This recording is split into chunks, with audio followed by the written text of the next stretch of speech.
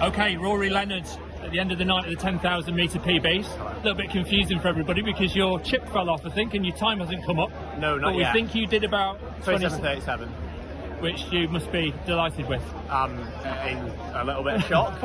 I felt, honestly, as the race progressed, I was thinking like I'm gonna, like, if the wheels don't fall off randomly, I'm gonna run really fast here. Yeah. And but I mean, coming into the race, I was genuinely like, if I can just get on the lights, be at 27:50 for as long as possible.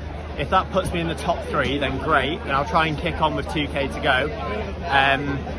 But I mean, so the lights you were following, they were 27:50. They were, time. but I think I only followed them 2 miles, and then I went a little bit ahead. Yeah. I saw the guys that I wanted to be racing with a little bit ahead, and thought like, do it in a measured way, like get onto the back of them, and if you feel okay, that's great. And yeah, man, I just felt God.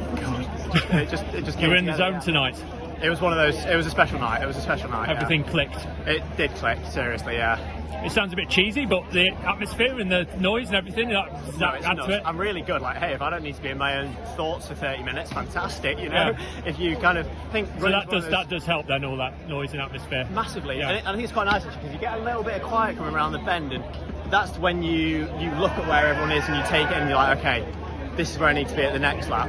And then you just don't think, because there's all the noise. My dad was on the back bend, so I just looked at him every lap and I was like, cool. And then came through the tunnel again and just literally tuned out. It's just noise everywhere. And I think being British here is really cool because you know a lot, like you know a lot of people in the crowd and you see faces everywhere, and it's lovely. I love events like that. It was great. Yeah. It's your new training group at the moment, and I've seen it chronicled on YouTube a little bit. Is that just very recently got together just through the last September?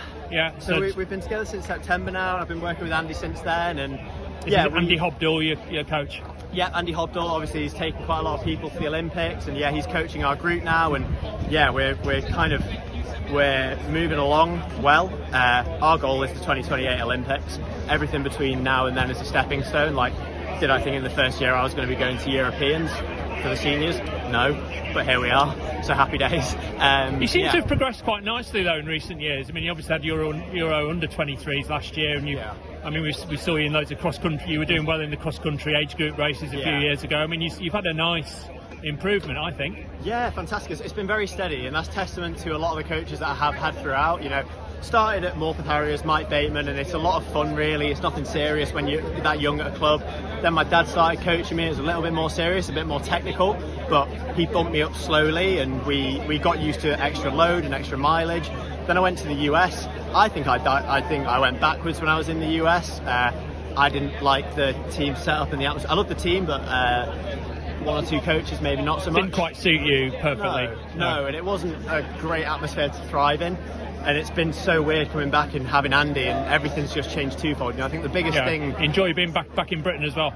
Yeah, and then going on camps and just the variation. I think the big thing is, like, we're having fun, and, like, I'm happy, and if you're a happy runner, you're a good runner, and, you know, that's the best position for me to be in. Yeah. You look like you're having a beer there. You are having a beer. I thought it was one of the waters. Yeah, so did I. But yeah, no, Tony. Right, mate. Oh man, I know. Fabulous. I'll in a second. I know. Fabulous. Yeah. Yes. No. Someone. I did say if anyone fancied handing me a beer at the finish line, if things have gone well or badly for that matter, I'd appreciate it. Because they were giving tins out, but a lot of them were water, so I thought you were having a water then. We can call it water for Athletics Weekly by all means. Yeah. But yeah, no. Lovely. So your next plans now? I mean, Europeans, I would guess is the. Yeah. I think I might go to St. Moritz. Yeah, I think I might, because we kind of had this thing where, like, we might surprise ourselves and make the team, and if we do, let's go to altitude and really make a go of it at Europeans. Yeah. And that's what we're going to do now. So, but again, it still doesn't quite feel real, right? Yeah, like, I'm sure it'll sink in the next day or two. Yeah, exactly. But it's been great. So happy days. Yeah. Excellent. Well done. Nice. Cheers.